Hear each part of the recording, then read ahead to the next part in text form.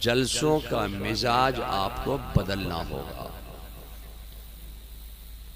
آج کی قوم تقریر نہیں سننا چاہتی، وہ گلوکاری چاہتی ہے، گلے بازی چاہتی ہے، وہ گلے ہلانا چاہتی ہے کہ جتنا جیسا جس کا اچھا گلا ہوگا اتنا ہی بڑا وہ شاعر ہوگا، اتنا ہی وہ اچھا دین کی خدمت کر سکتا ہے۔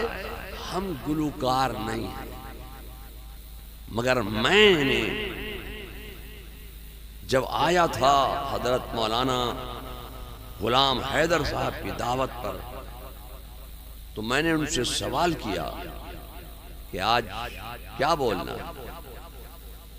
تو انہوں نے مجھے کہا کہ محرم ہے، جمعہ ہے اور مدرسہ ہے۔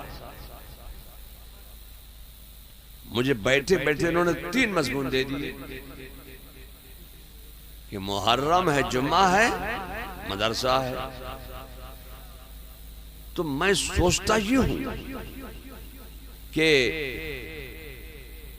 حضرت مولانا غلام حیدر صاحب کے چہلم کے موقع پر میں اپنی گفتگو کا آغاز کہاں سے کروں کہ میری تقریر آپ کے علاقے میں قربان ہونے سے بھی بچ جائے؟ اس لیے کہ رات کے 4 بجے تقریر نہیں ہوتی ہے۔ یہ تو مولانا شرف حق صاحب اور شانو بابو کا جگرا تھا کہ یہ بول دیے۔ کوئی بڑا مقرر رات کے 4 بجے نہیں بولتا۔ لوگ گلوکاری کو سننا چاہتے ہیں تو آپ پہلے علماء کی تقریر کرا دیتے، اس کے بعد نعتیں سنتے رہتے۔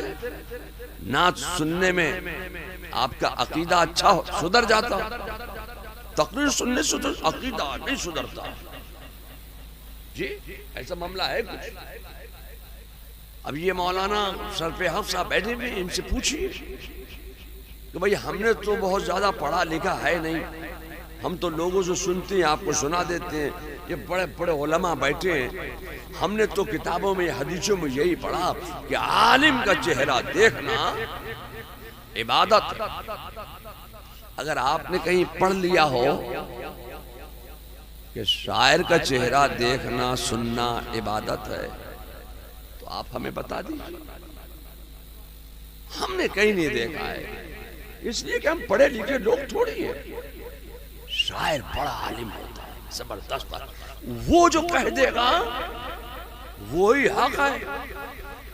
یہ بیچارے مولانا کیا نام ہے شاعر اسلام کا، وہ دلبر شاہی صاحب، بڑی دیر تک تو وہ غوث پاک سے التجا ہی کرتے رہے کہ میں نے بغداد نہیں دیکھا، میں نے بغداد نہیں دیکھا، میں نے بغداد نہیں دیکھا غوث پاک۔ اور جب بغداد دکھا دیا تو کربلا چلے گا، حالانکہ بغداد سے کربلا کا فاصلہ 100 کلومیٹر کا ہے۔ بغداد آدھا گھنٹہ تک وہ بیچارے دعا ہی کرتے رہے، میں نے دیکھا نہیں، بغداد نہیں دیکھا، بغداد دکھاؤ غوث پاک، بغداد دکھا دیا تو کربلا پہنچ گئے۔ تو اب میں سوچتا یہ ہوں کہ جب آپ کربلا پہنچ ہی گئے اور انہوں نے آپ کو شہادت کے قریب کھڑا ہی کر دیا ہے تو بھیا آپ شہید ہو جائیے، میں اپنی تقریر قربان نہیں کروں گا۔ آپ قربانی دے دیجیے اپنی، میں اپنی تقریر قربان نہیں کروں گا۔